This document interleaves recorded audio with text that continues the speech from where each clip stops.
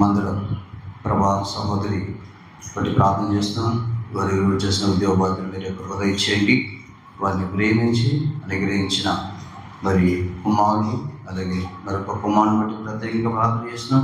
కనికరించండి. వారి చదువులో భవిష్యత్ దినాల్లో మీ మహిమార్థమే జీవించినట్లు దాన్ని మీరు సహాయపడమని ప్రార్థన చేస్తున్నాం. ఎంతవరకు మీరు పాటల ద్వారా మహిమ పొంది ఉన్నారు, దాన్ని బట్టి స్తోత్రాలు. ఈ రాత్రికాల సమయంలో గంటలు రాసిన పత్రిక 4వ అధ్యాయం 4-5 వచనాల ద్వారా మేము ధ్యానం చేస్తుండగా మీరే మాతో మాట్లాడమని కోరచ్చు. విశ్వాసంతో మీ ప్రభుత్వం తిరిగొస్తూ మహిమయు ఘనతయు స్తుతియు ప్రభావం మీకు ఆరోపిస్తుంది. యేసుక్రీస్తు వారి శ్రేష్టమైన పరిశుద్ధమైన ఉన్నతమైన నామంలో స్తుతించి ప్రార్థన చేసి వేడుచున్నాము తండ్రి. దయచేసి రాత్రి మరలా మనం చదివిన మాట చూద్దాం. గలతీ రాసిన పత్రిక 4:4 చదవండి. అయితే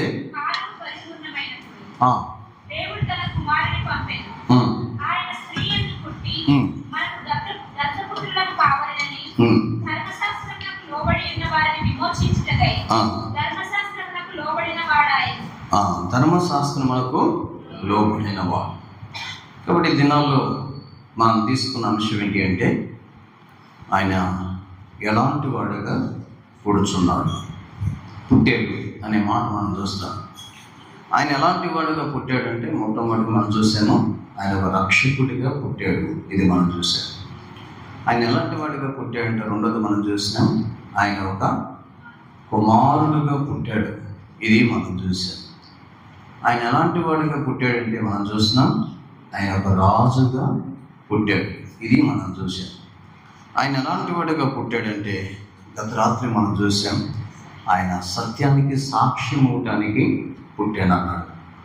కాబట్టి ఈ రాత్రి మరొక విషయాన్ని జ్ఞాపకం చేస్తే ఆయన ఎలాంటి వాడిగా పుట్టాడంటే స్త్రీ సంతానముగా పుట్టాడు. ఎలా పుట్టాడు చెప్పండి? స్త్రీ సంతానం. అదే మాట మనం చూస్తాం గలతీ 4:4 అయితే కాలము పరిపూర్ణమైనప్పుడు దేవుడు తన కుమారుని పంపెను. ఆయన స్త్రీ యందు పుట్టి మనము దత్తపుత్రము కావాలని ధర్మశాస్త్రములకు లోబడిన వారిని విమోచించుటకై. ధర్మశాస్త్రములకు లోబడిన వాడు ఆయన. కాబట్టి ఈ సందర్భంలో మనం చూస్తే ఆయన స్త్రీ యందు పుట్టి అనే మాట మనం చూస్తాం. స్త్రీ సంతానములుగా ఆయన పుట్టాడు. యేసుక్రీస్తు వారు ఎందుకు స్త్రీ సంతానముగా పుట్టాల్సిన అవసరం వచ్చింది అనేది మనం చూస్తే బైబిల్ గ్రంథాన్ని ఆధారం చేసుకుని ఈ రాత్రి నేను ఒక 7 విషయాలు జ్ఞాపకం చేస్తాను. యేసుక్రీస్తు వారు ఎందుకు అసలు స్త్రీ సంతానంగా పుట్టాల్సిన అవసరం వచ్చింది? ఇప్పుడు చూడండి, ప్రపంచంలో ఉన్న ఎవరైనా సరే స్త్రీ సంతానం ఉన్నారా అంటే ఉన్నారా లేరా? ఉన్నారా లేరా? లేదు. పేతురు గారు మనం అందరం అంతే కదా. ఎవరన్నా ఉన్నారా స్త్రీ సంతానం అంటే? ఎవరూ లేదు. ప్రపంచ చరిత్రలో ఒకే ఒక వ్యక్తి స్త్రీకి మాత్రమే పుట్టాడు. ఆయనే ప్రభు అయిన యేసుక్రీస్తు. మరి మనం ఎవరి సంతానం అంటే మనం పురుష సంతానం. ఏ సంతానం చెప్పండి? మనం పురుష సంతానం. పురుషుడు లేకుండా స్త్రీకి మాత్రమే పుట్టిన స్త్రీ సంతానం చరిత్రలో ఎవరైనా ఉన్నారంటే ఒకే ఒక వ్యక్తి, ఆయనే యేసుక్రీస్తు ప్రభు. చరిత్రలు తిరగేసి చూసిన యేసు తప్ప మరొక వ్యక్తి ప్రపంచ చరిత్రలు ఎక్కడ కనపడడు. ఎందుకు ఆయన స్త్రీ సంతానంలో పుట్టాడు అనేది మనం ఆలోచించడానికి ఆరంభిస్తే మొదటిది చూడండి, దేవుని వాక్యాన్ని మనం చూద్దాం. ఆదికాండం 3వ అధ్యాయం, జెనసిస్ చాప్టర్ 3. ఆదికాండం 3వ అధ్యాయం, దయచేసి ఈ మాట చూడండి. ఆదికాండం 3వ అధ్యాయం 15వ వచనాన్ని మనం చూస్తాం. చదవండి. మరియు నీకును స్త్రీకి నీ సంతానమునకు ఆమె సంతానమునకు వైరము కలుగజేస్తుంది. అది నేను తల మీద కొట్టును, నీవు దాన్ని మడి మీద కొట్టుదు అని చెప్పాను. చాలు. యేసు ప్రభువారు భూమి మీదకి రాకమునిపే 4000 సంవత్సరాలకు ముందే మోషే అనే గొప్ప ప్రవక్త ద్వారా రాయబడిన పుస్తకమే ఆదికాండం. యేసు ప్రభువు భూమి మీదకి రాకమునిపే 4000 సంవత్సరాలకు ముందే మోషే అనే ప్రవక్తతో రాయబడిన గ్రంథం ఏంటంటే ఆదికాండం. ఆదికాండం 3:15 ప్రపంచానికి మరి ఆధారమైన ఒక ప్రవచనాన్ని మోషే రాశాడు. ఏంటి ఆ ప్రవచనం అంటే, ఒక దినాన స్త్రీ సంతానం భూమి మీదకి వస్తుంది. ఆ స్త్రీ సంతానమునకును సర్ప సంతానమునకును వైరము కలుగుతుంది. ఆ స్త్రీ సంతానం ఈ సర్పం తల మీద కొడుతుంది, ఆ సర్పం దాని మడి మీద కొడుతుంది అనే మాట మనం చూస్తాం. చూడండి, ఈ దినం వరకు కూడా మీరు కనుక సర్పాన్ని చూస్తే, సర్పం మనిషి మడి మీద కాటేస్తుంది. ఎక్కువ శాతం సర్పాన్ని చంపే ప్రతి వ్యక్తి తోకను చంపితే కుదరదు. ఏం చెప్తారు చెప్పండి? తల మీద ఒక్క దెబ్బేస్తే చాలు, పాము చచ్చిపోతుంది. తోక మీద కొడితే కుదరదు. తల మీద చంపుతమే గ్రేట్ అంటే, నిన్న సాల్మనాన్ని వచ్చే సాక్ష్యం చెప్తున్నాడు. పేక్ కోసాడంట త్రాసుపాము పట్టుకుంటూ, అంకంరావులో అబ్బాయి నిన్న వచ్చి సాక్ష్యం చెప్తాడు. త్రాసుపాము వస్తే పేక్ కోసాడని ఎగిరిపోయింది. కొడదామని తింది పక్క, పేక్ కోసాను అన్నాడు. ఆశ్చర్యం అనిపించింది. అంటే ఎందుకు ఈ మాట మీకు జ్ఞాపకం చేస్తున్నానంటే, సర్పము తలని చితక్ కొడతాం అనేది ఆది కాలంలోనే దేవుడు చెప్పిన ఒక ప్రవచనం. చూడండి ఎంత ఆశ్చర్యం అంటే, 4000 సంవత్సరాల క్రితం చెప్పిన ఒక ప్రవచనాన్ని నెరవేర్చడానికి యేసు ఈ లోకానికి దిగివచ్చాడు అంటే ఎంత ఆశ్చర్యం.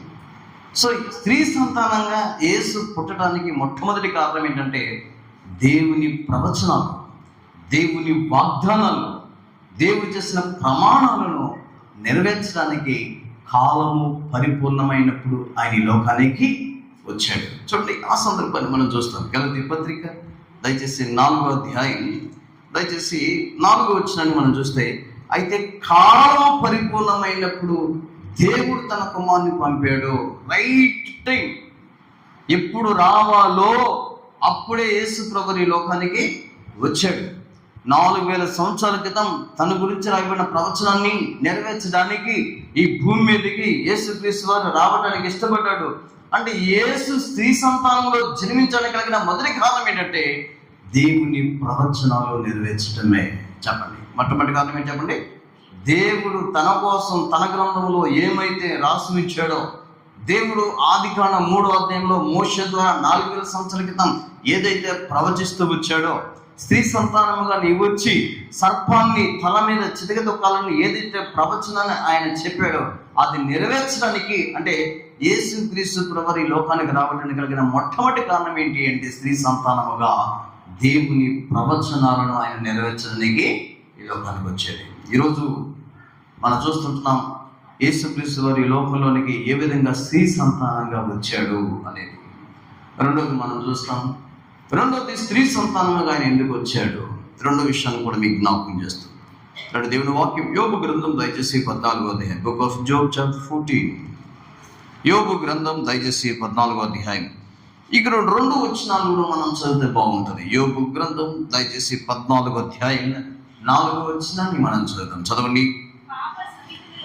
పాప సహితునిలో నుండి పాప రహితుడు పుట్టగలిగిన ఎంత మేలు, అలాగున ఎవడనూ పుట్టలేరు.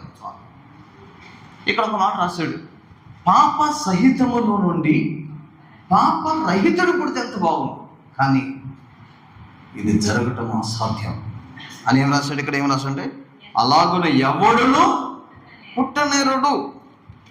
యోబు గ్రంథం 25వ అధ్యాయం, బుక్ ఆఫ్ జోబ్ చాప్టర్ 25. చూడండి, యోబు గ్రంథం 25 4వ వచనాన్ని మనం చదివితే, చదవండి. నరుడు దేవుని దృష్టికి నీతిమంతుడు ఎట్లు కాగలడు, స్త్రీకి పుట్టినవాడు ఆయన దృష్టికి ఎట్లు శుద్ధుడు కాగలడు. చాలు.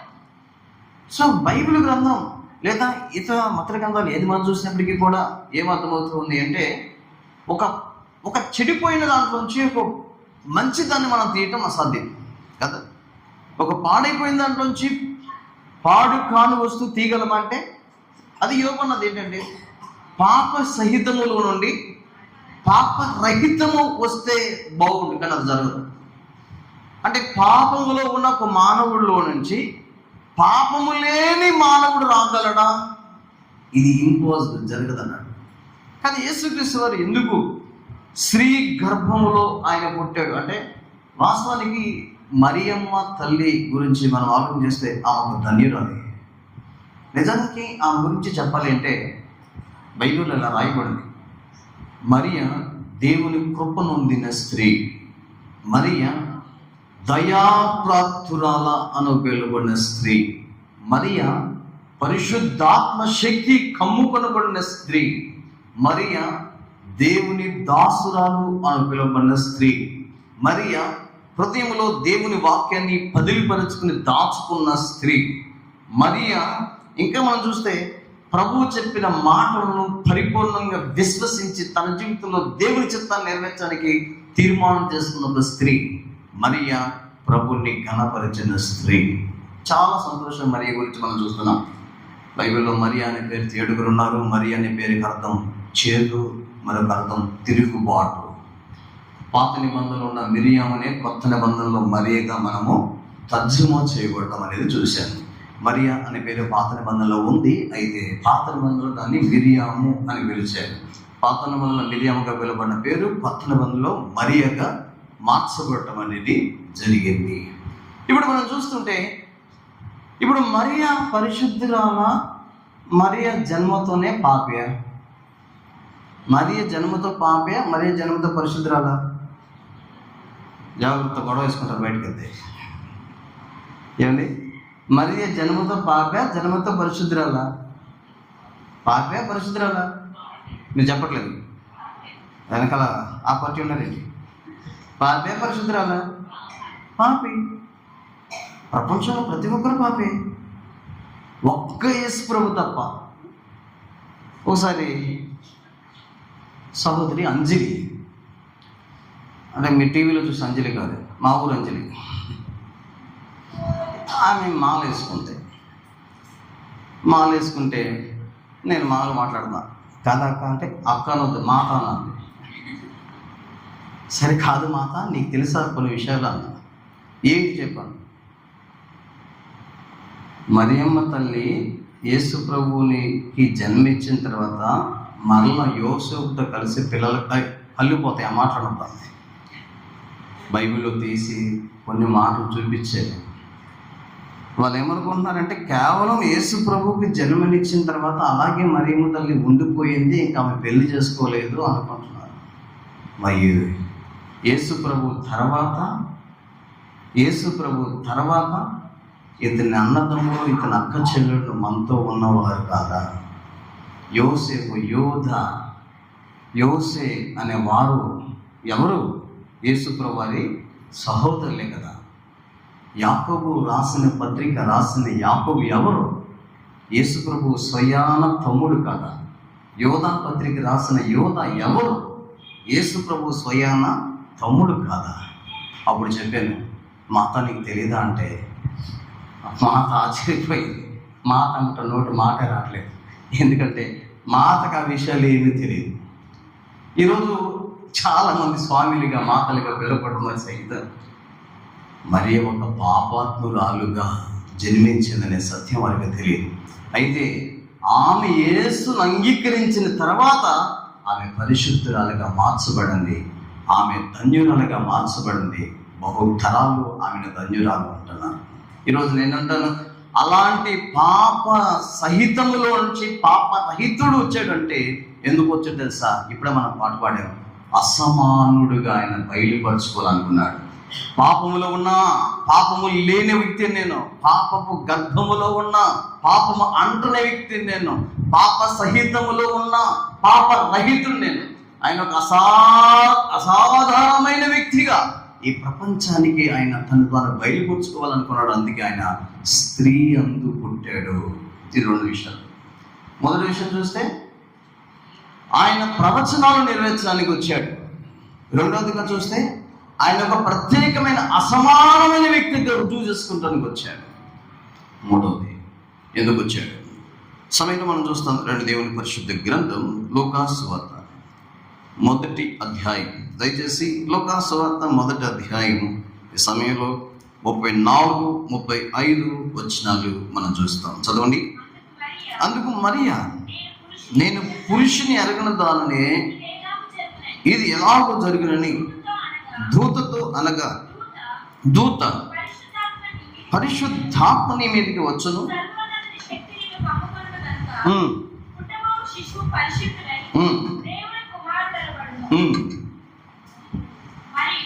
చాలు.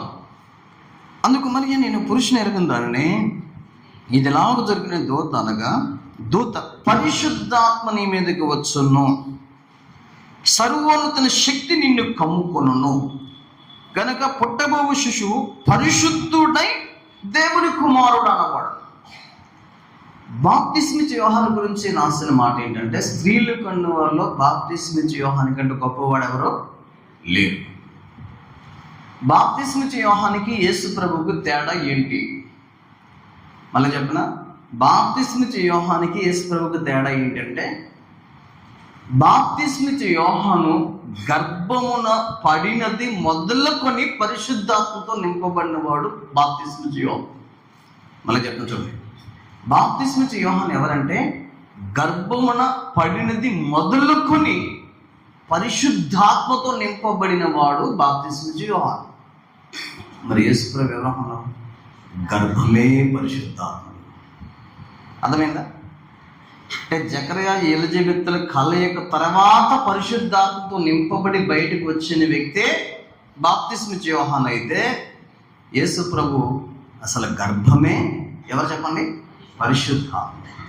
ఇప్పుడు ఎందుకు ఆయన స్త్రీ ఎందుకు పుట్టాడు అంటే, సర్వలోకం ఒక పాపాన్ని పరిహరించడానికి లోకానికి రావాల్సిన పరిశుద్ధ దేవుడిగా ఆయన జన్మించాల్సిన ఆవశ్యకత ఎంతైనా ఉన్నది.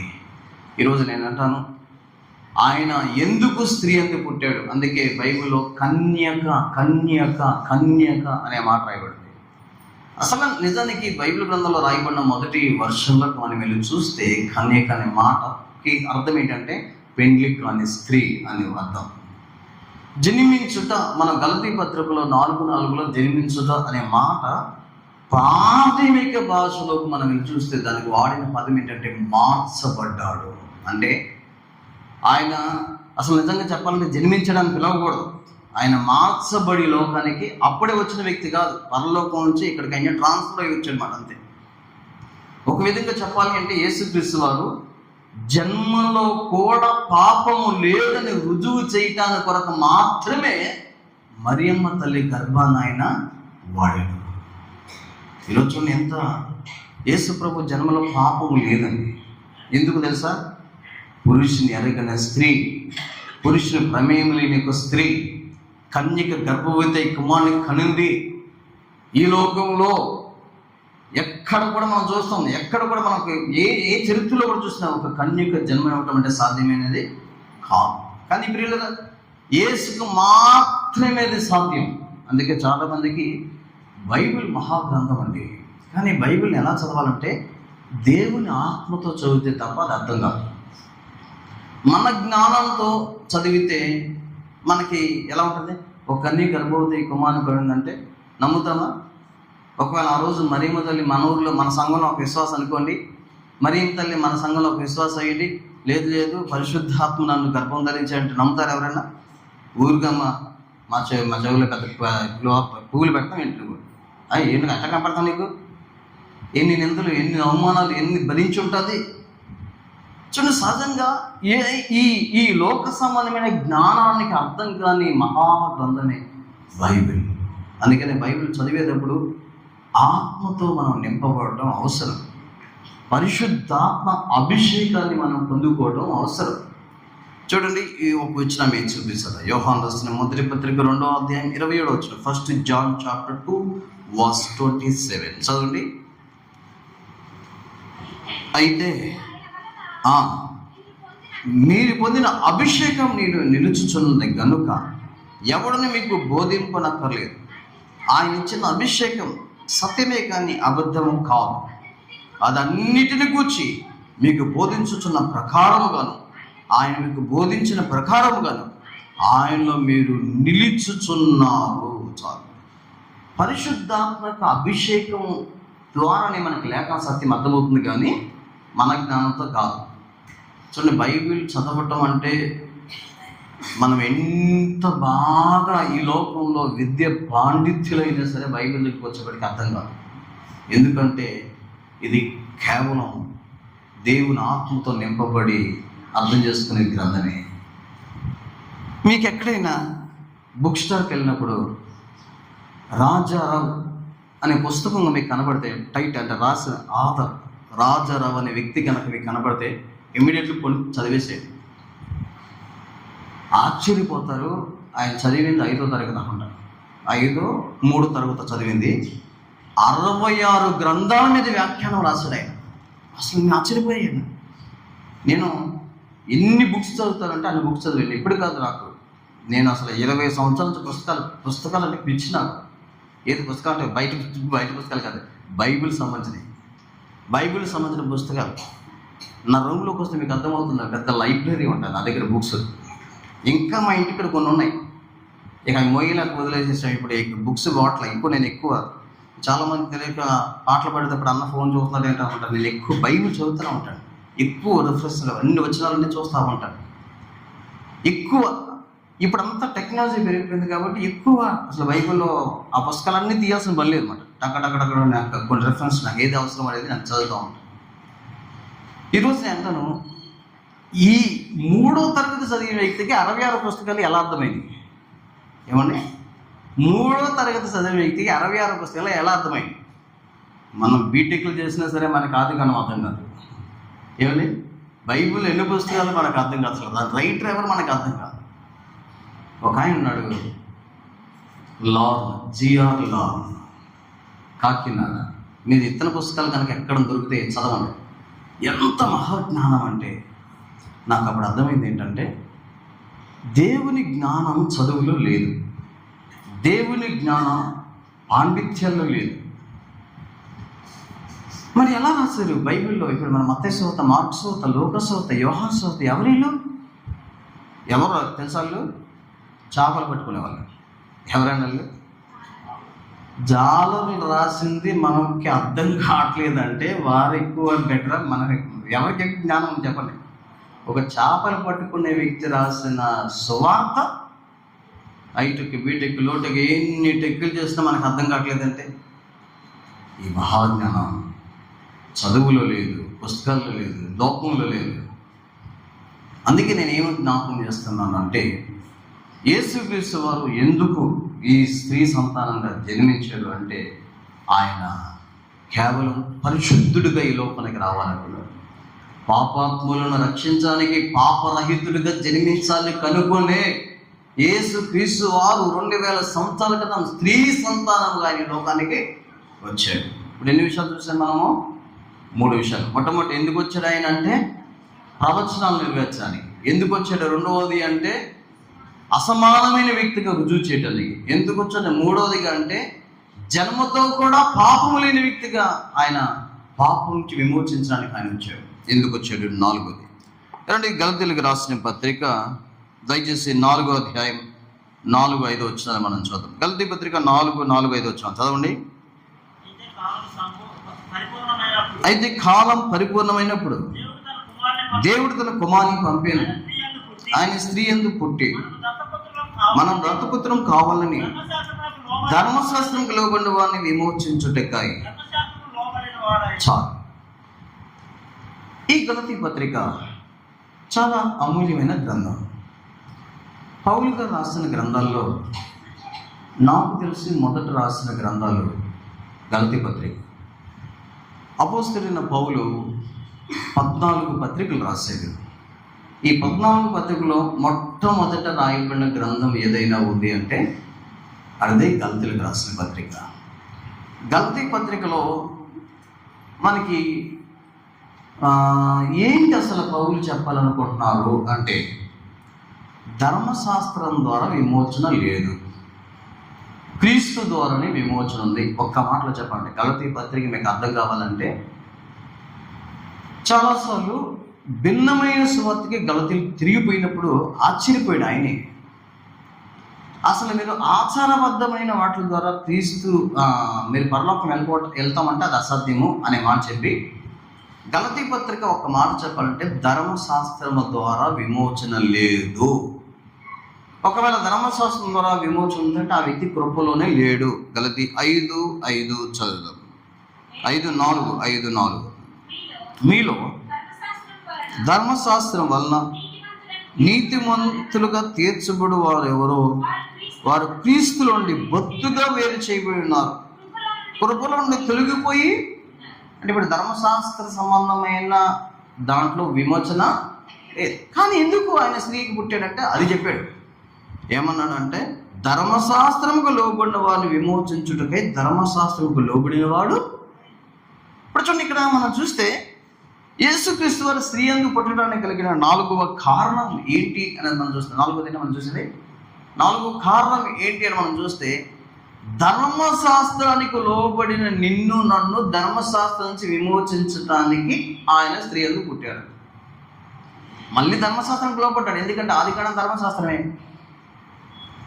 మళ్ళా ఆయన అందుకని చెప్పాను కదా, యేసు తన జీవితంలో ధర్మశాస్త్రాన్ని నెరవేర్చాడు. నేను ఒకసారి చెప్పాను, 7 విషయాలు చూపించాను. నేను ఎవరింటికాడ చెప్పాను చెప్తారా? ఎవరింటికాడ చెప్పాను చెప్తారా? పోయిన సంవత్సరం రావు కోటరత్నం గారి కుమారుడు వాళ్ళ ఇంటికాడ చెప్పాను నేను 7 విషయాలు. యేసు ధర్మశాస్త్రం నెరవేర్చిన 7 విషయాలు చెప్పాను. దాంట్లో మొదటిది ఏంటంటే జన్మ. ధర్మశాస్త్రం ఆయన స్త్రీ సంతానంగా పుట్టాలని చెప్పింది కాబట్టి ధర్మశాస్త్రానికి లోబడ్డాడు. ఎందుకు ధర్మశాస్త్రానికి లోబడ్డాడంటే అప్పటి వరకు మనం దాసులమే. అదే మొదటి నుంచి చెప్పాడు. ఇప్పుడు మొదటి నుంచి చదువు చూడండి, ఏంటి అసలు ఆ పత్రిక ఏం చెప్తుంది చదువుదాం. గలతీ 4:1 చదవండి. మరియు నేను చెప్పింది ఏమనగా, వారసుడు అన్నిటికీ కర్త ఉన్నాను, బాలుడై ఉన్నంత కాలం అతనికి దాసునికి ఏ భేదం లేదు. తండ్రి చేత నిన్నింపబడిన దినం వచ్చే వరకు అతడు సంరక్షకులైపోయు గృహ నిర్వహకులైపోయు ఆధీనంలో ఉండును.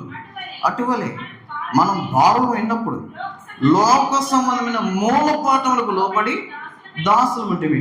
అయితే ఇక్కడ దాకా చెప్పుకుంటూ వచ్చి అయితే అనే మొదలు పెట్టండి. అబ్బాయి మీరు కూడా ఒక విధంగా వారసుడు అయినప్పటికీ కూడా తండ్రి ఇతర వారసుడు అని చెప్పేంత వరకు అతను దాసుడే. యువరాజు అయినప్పటికీ కూడా యువరాజు కాదంట. అతను కూడా అందరూ పనులు అంటూ ఒకడు. ఎందుకంటే అప్పటి వరకు తండ్రి అతన్ని వారసుడిగా ప్రకటించలేదు కనుక అని ఏం చెప్పాడంటే, మనము కూడా ధర్మశాస్త్రం లోబడిన వారమే. క్రీస్తు వచ్చిన తర్వాత నుంచే మనం కుమారులమయ్యాం. అప్పటికి వారసు. యేసు రాకమునకు ప్రతి వ్యక్తి ధర్మశాస్త్రానికి లోబడి దాసుడు, బానిస. ఇదే మాట చెప్పాడు. అంటే మనం అందరము ధర్మశాస్త్రం యొక్క శాపము క్రింద ఉన్న కారణాన్ని బట్టి యేసు స్త్రీ యందు పుట్టి ధర్మశాస్త్రానికి లోబడి ధర్మశాస్త్రం యొక్క శాపము నుంచి నిన్ను విమోచించడానికి ఆయన స్త్రీ యందు పుట్టాడు. ఇప్పుడు ధర్మశాస్త్ర సంబంధమైన కార్యాలు మనం చేయాల్సిన అవసరం లేదు. ఎందుకంటే ఇప్పుడు మనం దాసులు కాదు, పిల్లలు కాదు, బానిసలు కాదు. ఇప్పుడు మనం ఎవరైనా తెలుసా? వారసులు. ఈరోజు నేను అంటాను, ఇంకా ఆచారబద్ధమైన కార్యాలు చేస్తున్నావంటే నీవు ధర్మశాస్త్ర క్రియలోనే ఇంకా ఉన్నావు. ఇప్పుడు లేదు ధర్మశాస్త్రం, విధి రూపకమైన ధర్మశాస్త్రం లేదు, ఆత్మ సంబంధమైన ధర్మశాస్త్రం ఇప్పుడు వాడుకలో ఉంది. ఆచారబద్ధమైన ధర్మశాస్త్రం అంటే బలులు పెంచడము, ఇట్లాంటి ఆచారబద్ధమైన ధర్మశాస్త్రం ఇప్పుడు లేదు. ఎందుకు? క్రీస్తు వచ్చేసాడు కనుక, పరిపూర్ణమైనది వచ్చేసింది కనుక. అందుకే యేసు స్త్రీ యందు పుట్టే 4వ కారణం ఏంటంటే ధర్మశాస్త్రానికి లోబడిన బానిసలను విడిపించడానికి మాత్రమే ఆయన స్త్రీ యందు పుట్టాడు. 5వది చూద్దాం. 5వది ఏంటి? గలతీ పత్రిక దయచేసి 4:4 చదువుతాం. చదవండి. అయితే కాలం పరిపూర్ణమైనప్పుడు దేవుడు తన కుమారుని పంపాడు. ఆయన స్త్రీ యందు పుట్టి. చాలు. యేసుక్రీస్తు వారు స్త్రీ యందు పుట్టి అనే మాట మనకేం చదువుతుందంటే ఆయన ఒక మనుషుడిగా పుట్టినాడు. ఫిలిప్పీ పత్రిక ఇంకో 2 వచనాలు మీకు జ్ఞాపకం చేస్తాను. చూడండి, ఫిలిప్పీలకు రాసిన పత్రిక 2వ అధ్యాయం 7వ వచనం. చాలు. హెబ్రీ పత్రిక 10వ అధ్యాయం. హెబ్రీ పత్రిక 10వ అధ్యాయం 5. కాబట్టి ఆయన ఈ లోకమందు ప్రవేశించినప్పుడు ఇలా చెప్పుచున్నాడు, బలియు అర్పణ నీవు కోరలేదు కానీ శరీరము మర్చితివి. ఇప్పుడు చూడండి, యేసు ప్రభు స్త్రీ ఎందుకు పుట్టాడు అంటే, ఒకవేళ ఆయన దేవుడు కనుక మనల్ని విమోచించడానికి యేసు ప్రభువుని కనుక డైరెక్ట్గా పంపిస్తే ఆయనకి ఏముండదు? శరీరం ఉంటుందా? మళ్ళా శరీరం రావాలంటే ఎవరు పుట్టాలి? మళ్ళా స్త్రీ దగ్గరికి రావాల్సిందే. ఆయనకు దూతకు రావటానికి కుదరదు. ఎందుకు అంటే రోమపత్రిక ధర్మశాస్త్రం చేయలేకపోయిందని ఆయన చేశాడు. బుక్ ఆఫ్ రోమన్స్ చాప్టర్ 8, రోమిలకు రాసిన పత్రిక 8వ అధ్యాయం మనం చదువుదాం. 3వ వచనం, 2వ వచనం చివరి భాగం చదవండి. ఎట్లనగా ధర్మశాస్త్రము దేన్ని చేయజాలకపోయినో దాన్ని దేవుడు చేసిండు. ఎలా అంటే శరీరం అనుసరింపగా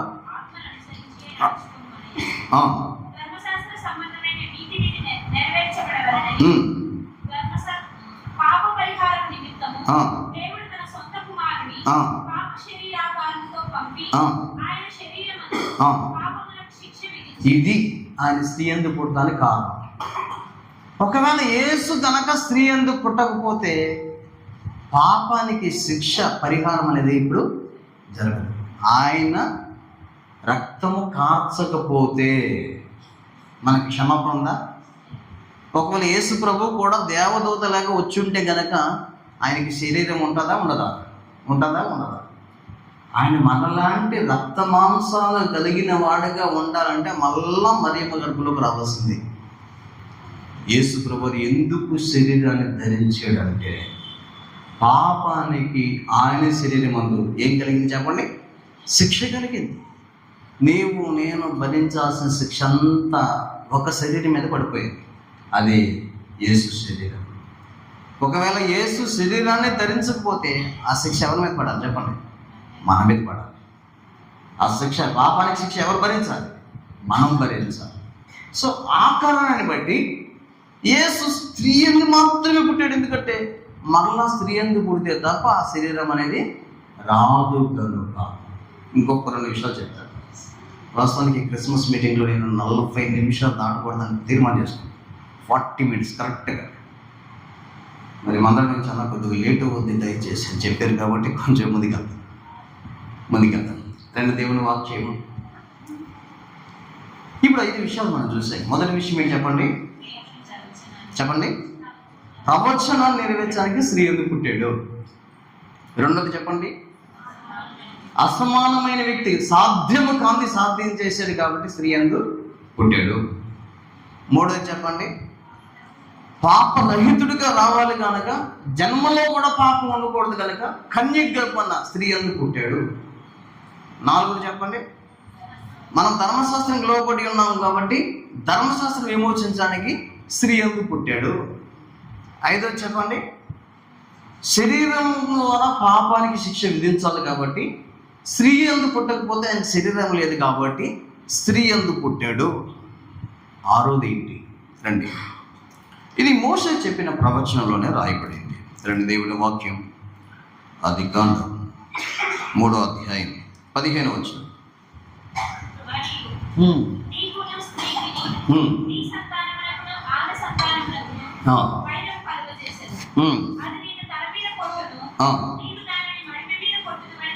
చాలు. మరియు నీకును స్త్రీకిని, నీ సంతానమును ఆమె సంతానమును వైర్యము కలుగజేస్తుంది. అది నిన్ను తల మీద కొట్టును, నీవు దాన్ని మడి మీద కొట్టదు. చూడండి, ఇక్కడ మనం చూస్తే కనుక అది అన్నప్పుడు మనం చూస్తే ఆయన అనేది మనం చూస్తాం. నిన్ను తల మీద కొట్టాడు. ఇప్పుడు యేసుక్రీస్తు వారు ఎందుకు ఈ లోకంలో స్త్రీ సంతానంగా పుట్టాల్సి వచ్చింది అంటే, సాతానైన ఆది ఘట సర్పమైన ఆ సర్పాన్ని శిలువ మీద తల చితక తొక్కాలంటే అది అవ్వడం వల్ల కాదు. యేసుక్రీస్తు తప్ప సాతాను తలను చితకు తొక్కే సాధ్యం ఎవరికి లేదు. ఇప్పుడు చూడండి, అందుకే శిలువ మీద ఆయన సాతాను తలను ఏం చేశాడు చెప్పండి? ఏం చెప్పాడు చెప్పండి? ఏం చేశాడు? ఇప్పుడు చితకు తొక్కేసాడు అంతే. ఫస్ట్ ఆఫ్ ద క్రైస్ట్ అనే మూవీలో ముందు క్లిప్లో యేసుప్రభు వారు ప్రార్థన చేస్తూ ఉన్నప్పుడు ఆ మూవీలో ఈ సీన్ పెట్టారు. ఒక పాము ఆయన దగ్గరికి వస్తుంది అన్నమాట. అది కొన్ని లక్షల మంది చూశారు. వెంటనే యేసుప్రభు కాలు ఎత్తి ఆ సాతాను తలను తొక్కడం అనే క్లిప్ పెట్టారు అక్కడ దాంట్లో. అంటే యేసు ఈ లోకానికి అసలు వచ్చిన ఉద్దేశం ఏంటి అంటే, అపవాది చేత పీడించబడిన వారిని. హెబ్రీ పత్రిక 2వ అధ్యాయం చూడండి, దేవుని వాక్యం నుంచి ఈ మాట మనం జ్ఞాపకం చేసుకుందాం. హెబ్రీలకు రాసిన పత్రిక 2వ అధ్యాయం ఈ సమయంలో మనం చూద్దాం 14 వచ్చిన. కాబట్టి ఆ పిల్లలు రక్తమాంసము గలవారై ఉన్నందున ఆ ప్రకారమే మరొక బలము గలవారిని అనగా అపవాదిని మరణం ద్వారా నశింపు చేయుటకును జీవిత కాలమంతయు మరణ భయం చేత దాసులకు లోబడిన వారిని విడిపించుటకును ఆయన కూడా రక్త మాంసములో. ఎందుకు ఆయన శరీరంలో ఉంది స్త్రీ ఎందుకు పుట్టాడంటే, అపవాదిని నశింప చేయటానికి, ఓడించటానికి, నిరాయుధులకు చేయడానికి, శిలువ మీద జయోత్సాహాన్ని, విజయ పథకాన్ని ఎగరవేయటానికి, సమాప్తమైందని పలకడానికి. ఇక సాతానికి ఏమాత్రం అధికారం ఉందంటారా? యేసు సిలువ తర్వాత సాతానికి ఎలాంటి అధికారమో లేదు. అందుకే ఇప్పుడు చూడండి, దయ్యం పట్టిన వారి దగ్గరికి మన దగ్గర తీసుకొచ్చినప్పుడు మన దగ్గర ఉండే ఒకే ఒక ఆయుధం ఏంటంటే యేసు రక్తం అంటాం. ఏమంటా చెప్పండి? యేసు రక్తం అంటాం, కానీ ఆ యేసు రక్తం అంటాం కానీ బారు. ఒకసారి కైకిలో నేను సేవ చేసేటప్పుడు ఒక ఆమె దయ్యం పట్టింది. ఆ అక్క పేరు జ్యోతి ఇది ఉంటుంది పేరు, మొత్తానికి పెట్టాను. సడన్గా దయ్యం మొదలు పెడతానికి వెళ్తాం కానీ అందరికీ భయమేమో, కానీ నా టైం బాగోలేదేమో, కానీ ఆ ముందు సీటు మాత్రమే ఉంది. అంత చుట్టూ కూర్చున్నారు. ఆ ముఖం ముందు మాత్రమే నా ప్లేస్, నాకు అవధలేదు. పాస్టర్ గారు కదా ముందే ఉంటాడని పెట్టాడు. వస్తాంగానే సీరియస్గా చూస్తుంది. ఏంటి వచ్చేవాళ్ళు, నీ తెలియదు ఏంటన్నా బాగా మాట్లాడతారు. దయ్యం పట్టిన వాళ్ళు మీరు చూస్తే చాలా బాగా మాట్లాడతారు. అంటే నన్ను వెళ్ళకూడదామని వచ్చావా? మరి నాకేం పని లేకుండా వచ్చిందంటున్నా ఏంటి? నేను వెళ్ళకూడదామని వచ్చాను. వెళ్ళకూడదామా? ఖచ్చితంగా. ఇట్లకి నిజం, నేను చెప్పింది నిజం. వెళ్ళకూడదామని అన్నా అంటే ఖచ్చితంగా వెళ్ళకూడదా. ప్రార్థన చేస్తాం మొదలెట్టు. ఒక అక్క పద్మక్కని ఒక అక్క ప్రార్థన చేస్తా, నీ రక్తాన్ని మీద ప్రోక్షించు అంటంగానే నిలబడిపోతుంది మనిషి. వెంటనే పాట పాడదామని మన పాటల పుస్తకం ఒక పాట తీశారు. ఏం పాట చెప్తారా? నీ రక్తమే నన్ను శుద్ధీకరించు, నీ రక్తమే నా ఫలము, నీ రక్త ధారలేలా భావిక సాయంది. పాట పాడుతుంటే అద్దొద్దు, ఇంకొకటి ఏదైనా పాడుకోండి, అది మాత్రం పాడద్దు, అది మాత్రం పాడద్దు, అది పాడితే నాకు కాలిపోతున్నా, నేను పాడొద్దు. ఇక అంతే చాలు, ఇంకా ఆ పాట గట్టిగా పడతాం అన్నట్టు. ఇక ఆ పాట ప్రార్థన చేసే టయానికి అది వీక్ అయ్యింది. ఎందుకు ఈ మాట జ్ఞాపకం చేస్తున్నా అంటే, సిలువలో యేసు అపవాదిని ఓడించి శక్తి పొంది ఉన్నాడు కాబట్టి ఆ రక్తానికి అంత విలువ. ఈరోజు నేను అంటాను, సాతాను తల సిలువ మీద ఏమైపోయింది? చెదురు తొక్కేసింది. ఇప్పుడు మనం బెదిరించేది ఎవరో తెలుసా? తల లేని తోక. ఇక తల ఉంటే అసలు మనం పూర్తి తోకగా మనం భయపడుతున్నాం. తలిపేసినప్పుడు టక్కని తలిపడతాం, బల్లి తోక కింద పడుతుంటే అట్లా తోక కదులుతూ ఉంటుంది. దాని చూసి భయపడాల్సిన పని లేదు. అసలు తల లేదు. తల ఆయన ఏం చేశాడు? చితకు దొక్కాడు. ఆ ధైర్యం మనకిచ్చాడు, ఆ విజయం మనకిచ్చాడు. ఈరోజు మనం భయపడాల్సింది దేనికి లేదు. ఎందుకంటే సాతాను తలను చితకు తొక్కడానికి ఆయన స్త్రీ యందు పుట్టాడు. ఆఖరి మనం చూస్తాం. కానీ దేవుని మహాపరిశుద్ధ గ్రంథం గలతీయులకు రాసిన పత్రిక, గలేషియన్ చాప్టర్ 4, గలతీయులకు రాసిన పత్రిక 4వ అధ్యాయం, గలేషియన్ చాప్టర్ 4:4 చదువుతాం. అయితే కాలము పరిపూర్ణమైనప్పుడు దేవుడు తన కుమారుని పంపాను. ఆయన స్త్రీ యందు పుట్టి మనం దత్తు పుత్రులము కావాలని. చాలు. ఇక్కడ ఆఖరిది యేసు ఎందుకు సిలువలో స్త్రీ యందు పుట్టాడు అంటే మనల్ని కుమారులుగా చేసుకోవాలనుకున్నాడు ఆయన. ఎందుకు చెప్పండి? ఎందుకంటే స్త్రీ యందు పుట్టాడు. ఒకవేళ ఆయన స్త్రీ యందు పుట్టి ఆయన ఆత్మ మనలో పెట్టకపోతే మనం దేవుని పిల్లలం కాదు, మన పిల్లలు మాత్రమే, కుమారులు మాత్రమే. కానీ దేవుని ఆత్మ మనలోకి వచ్చినప్పుడు మనం ప్రార్థన చేస్తాం, అబ్బా తండ్రి నాయన. అది కింద చెప్పాడు కదా. ఇప్పుడు ఏమన్నాడు? 6వ వచనం చదవండి.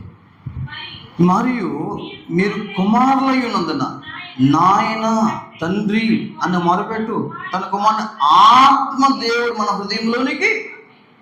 ఇప్పుడు యేసు స్త్రీ యందు పుట్టి మనలో తన ఆత్మను పెట్టాడు కనుకనే ఇప్పుడు మనము సామాన్యమైన కుమారులు కాదు, దేవుని కుమారులం అయిపోయి. ఇప్పుడు ఆయన నిన్ను నన్ను కుమారుడుగా చేసుకోవడానికి, నిన్ను నన్ను కుమారుడుగా చేసుకోవడానికి, నిన్ను నన్ను పిల్లలుగా చేసుకోవడానికి అనిపిస్తుంది. ఇదే అంశం మీద మాట్లాడతారు. అసలు ఎవరు కుమారులు, ఆయన ఎలాంటి విధాలని ఎలాంటి కుమారులుగా చేశారు అనేది నేను రేపే కాదు రేపు ఇదే మాట్లాడుతూ చూడండి. ఎలాంటి కుమారులైన మనల్ని దేవుని కుమారులుగా చేసుకున్నాడు. అసలు దేవుని కుమారులకు ఉండే యోగ్యతలు ఏంటి అనేది నేను రేపు మాట్లాడతాను. నిన్ను నన్ను కుమారులుగా చేసుకోవడానికి ఆయన స్త్రీ యందు పుట్టాడు. మరొకసారి ఏ విషయాలు చూద్దాం. మొదటిది, ప్రవచనాలు నెరవేర్చడానికి ఆయన స్త్రీ యందు పుట్టాడు. రెండోది, అసమాన వ్యక్తిగా బయలుపరచుకోవడానికి ఆయన స్త్రీ యందు పుట్టాడు. మూడవది, పరిశుద్ధాత్మకుడుగా అంటే జన్మతో సహా పాపం లేని వ్యక్తిగా ఉండటానికి ఆయన స్త్రీ యందు పుట్టాడు. నాలుగవది, ధర్మశాస్త్రంకి లోబడి విమోచించడానికి ఆయన స్త్రీ యందు పుట్టాడు. ఐదవది, శరీరం కలిగి పాపానికి శిక్ష విధించబడటానికి ఆయన శరీరం యందు పుట్టాడు. ఆరవది, అపవాద తాళ్ళ సిలువలో చితక తొక్కడానికి ఆయన స్త్రీ యందు పుట్టాడు. ఆఖరిది, ఏడవది, చివరిది, నీవు నేను ఆయనకి దత్తపుత్రులుగా మార్చబడటానికి ఆయన స్త్రీ యందు పుట్టాడు. కళ్ళు మూసుకొని ప్రార్థన చేస్తాం. కాబట్టి రాత్రి దేవుని మాటలు వింటున్న మన జీవితంలో ఒక నూతనమైన పరివర్తన కలిగి ఉండాలి. ఆయన స్త్రీ యందు పుట్టట్లో అనేకమైన కారణాలు మనం చూస్తాం. అందరూ కళ్ళు మూసుకుంది వచ్చక్కడ తీర్మానం గురించి మనం వెళ్తాం. ప్రభు మనల్ని ప్రేమించి ఇచ్చిన మరొక క్రిస్మస్ ప్రత్యేకమైన సువార్త కూడికల్లో ఈ దినం మనకెంతో ప్రభు ఎన్నో విషయాలు తన ఆత్మ ద్వారా బయలుపరిచారు. ఒకవేళ ఈ రాత్రికి కూడా నువ్వు సాతానికి భయపడుతున్నావా? ఈ రాత్రికి కూడా ధర్మశాస్త్ర సంబంధమైన కార్యాల్లో ఉన్నావా? ఈ రాత్రి కూడా అపవిత్రాత్మతో పీడించబడుతున్నావా? ఒకవేళ దేవుని ఆత్మ నీతో మాట్లాడుతుంటే, దేవుని ఆత్మ నేను దర్శిస్తుంటే, పరిశుద్ధాత్మ నేను దర్శిస్తుంటే, ఇప్పుడు వరకు చెప్పబడిన ఏ విషయాల్లో నీవు సరిగా లేవో దేవుడు నీతో మాట్లాడుతుంటే, ఇంత గొప్ప దేవుడు 2000 సంవత్సరాల క్రితం స్త్రీ యందు పుట్టాడు ఎందుకు అనేది ఎంతో స్పష్టంగా దేవుని వాక్యాన్ని ఆధారం చేసుకుని మనం ఇప్పుడు చూసాం. స్నేహితుడా, సోదరులారా, ఈ మంచి తరుణంలో నీ తీర్మానం ఏంటి? నీవు ఆయన కుమారుడికి మార్చబడుతున్నావా? ఇంకా మార్చబడలేదా? ఇంకా పాపంలో ఉన్నావా? ఇంకా పాపంలో సంతోషిస్తున్నావా? పాపంలో నీ జీవితం తృప్తి కలిగి నడుస్తున్నావా? ఒకరోజు పాపానికి వచ్చి శిక్ష, నరకం, అగ్నిగంధకం అంటే గుండం, యుగయుగాల కాకు ఈ స్థలం శాశ్వతంగా దేవునికి దూరంగా వెళ్ళిపోయే ప్రతికూలమైన పరిస్థితి. పరిశుద్ధాత్మ దేవునితో మాట్లాడుతుండగా, దర్శిస్తుండగా, చూపిస్తుండగా, ఒప్పింపజేస్తుండగా, నేను దర్శించాలని, కడగాలని, పవిత్రపరచాలని, పరిశుద్ధపరచాలని ఆయన నీతో మాట్లాడుతుండగా ఈ మంచి తరుణాన్ని నీ జీవితంలో వ్యర్థం చేసుకోవద్దు.